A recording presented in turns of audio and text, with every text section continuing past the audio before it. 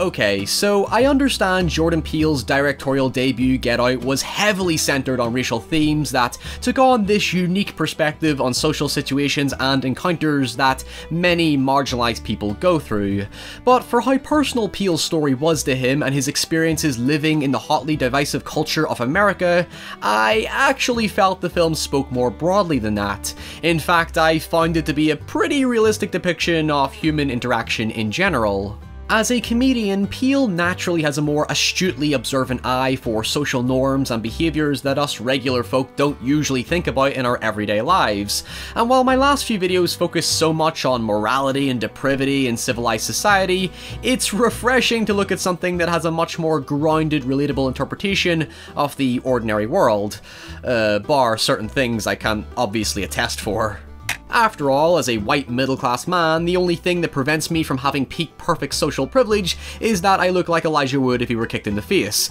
The thing is, I don't entirely ascribe to the auteur having the sole interpretation of their work. I think when you create something and put it out there for others, it's naturally going to speak differently to people who come from all various walks of life. Case in point, what spoke to me personally about Get Out was how I saw it as this nightmarish depiction of what it's like for someone with social anxiety and introversion like myself to mingle with strangers and become familiar with unfamiliar territory.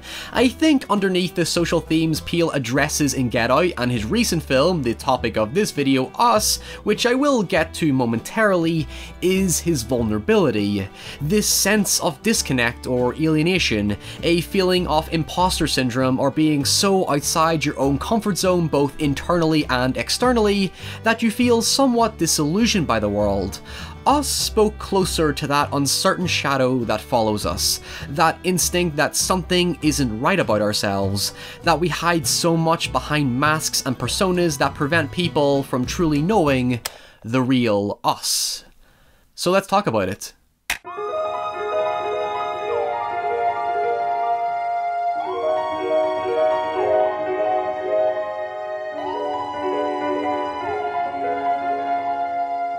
Okay, I'm going to get this out of the way first. I know I did kiss JP's ass quite a bit there because I do think Get Out is a clever, fun and thoughtful horror movie, but I also happen to think that with Us, he kinda ran the risk of being just a little bit too far up his own ass that he doesn't need me kissing it for him.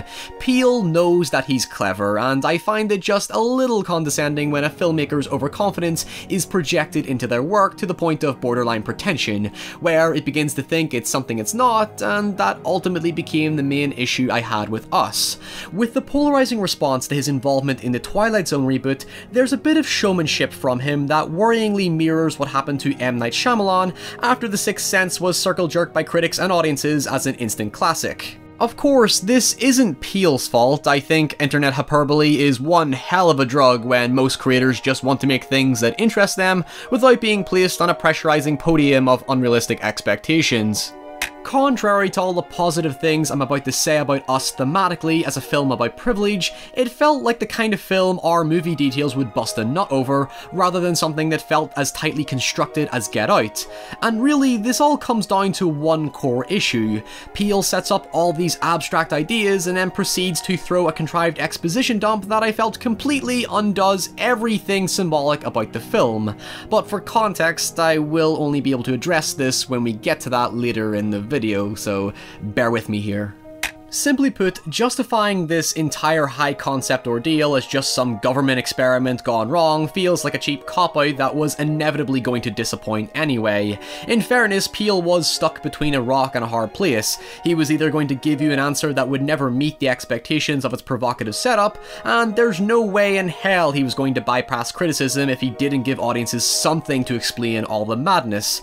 I mean, I did accept the human experiment context in Get Out as a bizarre 50s-60s sci-fi homage, but Us feels like it's trying way too hard to distinguish itself from every other horror movie out there that I felt that it just didn't quite stick the landing. Granted, this is totally down to my blatant ignorance getting in the way of my unchecked expectations. I personally find it just a little frustrating when a creator plays the auteur card so heavily that it leaves no room for ambiguity, making it all feel just a little less personable. Obviously, the government experiment angle was a play on the government government literally abandoning the marginalized because they didn't meet their standards, but it just conflicts with the Wilson family's intimate narrative that we'll explore momentarily. And since the film opens with this ominous statement about unused underground tunnels and never really does anything more with it, it feels like a disingenuous attempt at adding mystery that's eventually undermined by an indisputable exposition dump. Anyway, with all that negativity out of the way, let's talk about what I actually loved about the film.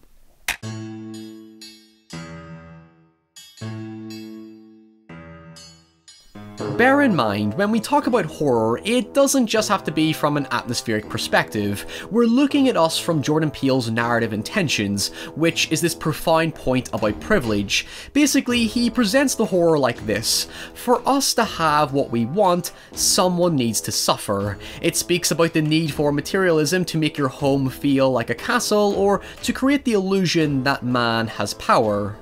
Interestingly, before the Tethered are even introduced, this is mainly established through the relationship between the Wilson family and the Tyler family. For how downplayed it seems, it actually makes up a major foundation for the film's central theme.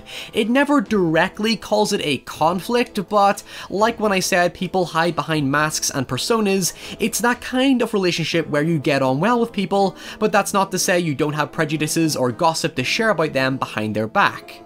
For example, Gabe is understandably jealous of Josh for shoving all his materialism in his face, so much so that Gabe decides to obtain a bow to match Josh's materialism, as if that will make Gabe feel better about his own status. He's sensitive to the idea of being viewed as inferior or unable to provide for his family.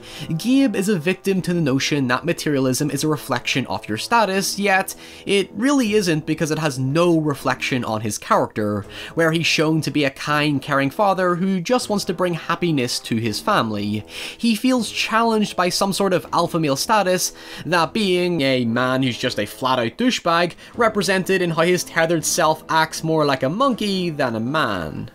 Kitty, on the other hand, is just blissfully ignorant of her privilege. She gets a facelift because, again, she falls for the fallacy that her personality is reflected in her status, devolving further into her arrogant daughters, who are just a bunch of selfish, stuck-up brats. They totally get the best death, by the way. The privilege angle does its job at commentating on how we want the best for ourselves at the expense of others, which is bookended by Adelaide being switched by her tethered self, reflecting a literal change in identity, but at the same time, her newfound privilege doesn't reflect back onto her personality. I initially dismissed the twist as just another gimmick to the film's horror, but it actually makes the most sense in Peele's screenplay. It doesn't matter if you worked out the twist early or not in the film, her conflicted sense of self is still the overriding catalyst for the story. She never feels whole, even though she's seen to blend in with her status. There's something consistently uncanny about her, whether it be the fact that she eats food similar to a rabbit, or tries to get her son into the beat of the music despite being out of tune herself, or, most importantly, knows that some sort of inevitable danger is coming, that being she'll be exposed as an imposter.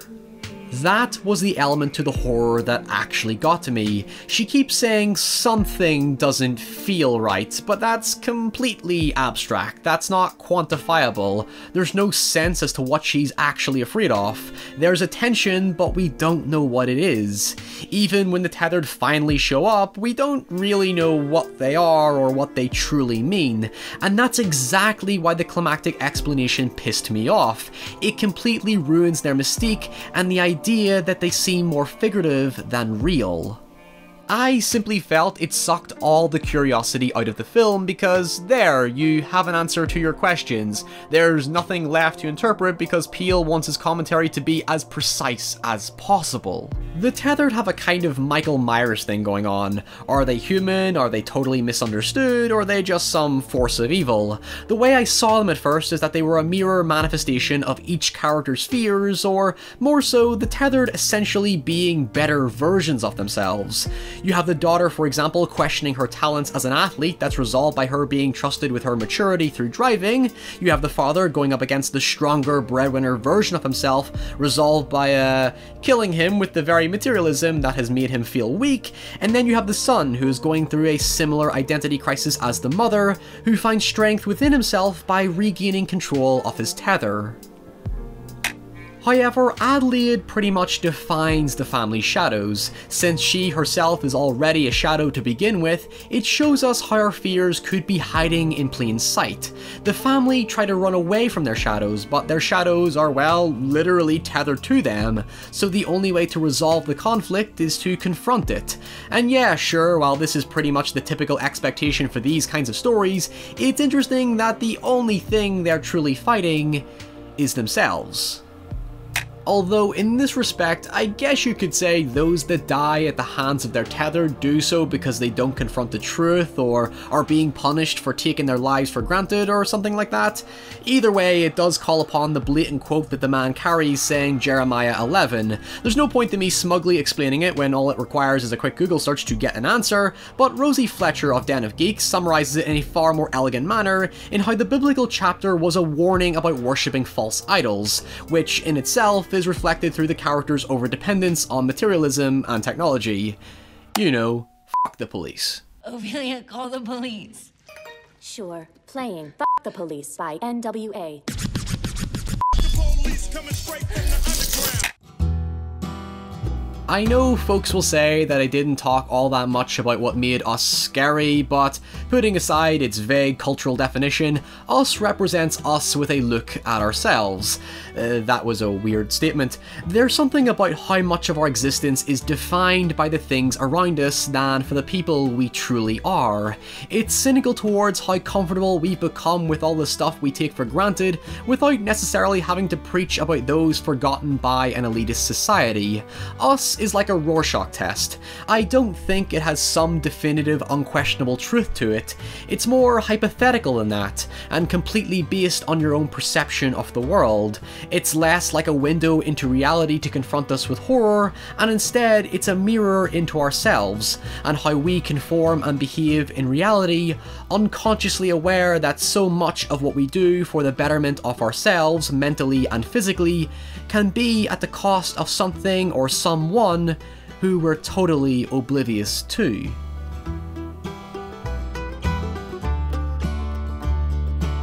Hey everyone, thank you so much for watching. Let me know your thoughts on Us in the comments below, and if you enjoyed this episode and you enjoy what I do here and you want to support the show at all, please do consider heading over to Patreon, where for just a few dollars a month you can get early access, you can vote on future videos, you can get your name in the credits, and you can get access to our Discord community where you can tell me what you've been watching, playing, reading, share your work, share your art, whatever it may be, talk about whatever you want, within reason of course. So yeah, I hope to see you over there. And until next time, follow me on Twitter and Instagram, stay very, very safe, and I'll see you all very soon. Bye!